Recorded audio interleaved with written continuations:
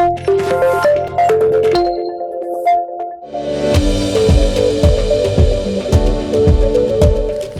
ఆహారం తీసుకుంటే గుండె ఆరోగ్యంగా ఉంటుంది, ఇది చాలా ఇంపార్టెంట్ అండి. డైట్ అనేది చాలా ఇంపార్టెంట్.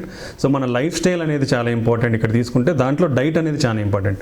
సో పర్టికులర్లీ మనకి గుండె ప్రొటెక్టివ్గా ఉండాలి, మంచిగా ఉండాలంటే మెడిటరేనియన్ డైట్ అనేది కామన్గా ప్రూవెన్ డైట్ అది, అంటే హార్ట్ హెల్త్ కోసము. సో దీంట్లో ఏంటంటే కంపల్సరీ ఎక్సర్సైజ్ అనేది ఉండాలి.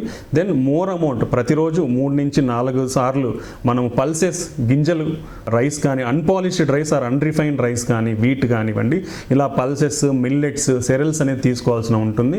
అలానే రోజుకు 3 సార్లు కూరగాయలు అనేది కంపల్సరీ తీసుకోవాలి. ప్రతిరోజు 2 పూట్ల ఫ్రూట్స్ అనేది తినాలి. ఇవి కంపల్సరీ మెడిటేరియన్ డైట్లో ఇవి 2 కంపల్సరీ. ఈ 2 తీసుకోవడం వల్ల కూడా చాలా గుండె అనేది చాలా ఆరోగ్యంగా ఉంటుంది. అలానే ఆయిల్ అనేది కూడా పర్సన్ ఒక 4 టీ స్పూన్స్ ఆఫ్ ఆయిల్ మాత్రమే రికమెండెడ్. దాంట్లో ఎక్స్ట్రా వర్జిన్ ఆలివ్ ఆయిల్ అనేది చాలా బెస్ట్ థింగ్.